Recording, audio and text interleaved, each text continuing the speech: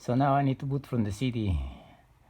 The way to do it is you boot to the firmware and then hit the F12. So we boot from the firmware, which is right here.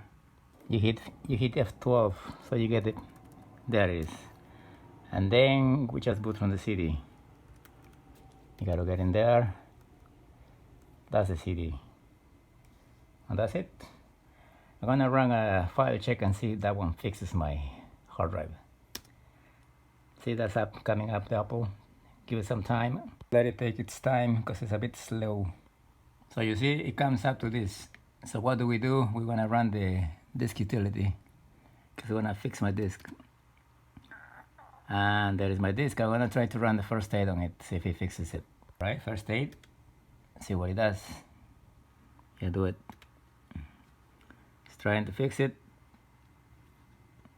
Otherwise, I think I just have to reformat. Well, the first aid is done. Let's see what we can do now. We leave this guy and we just reboot. We restart. And it's going, it's trying, and there it goes. From my hard drive.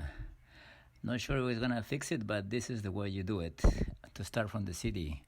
I'm running workstation 16X, and but in my case, it didn't do it. I'm still on this nasty boot loop. All right. Anyway, guys, that's how you boot from the CD. Next time.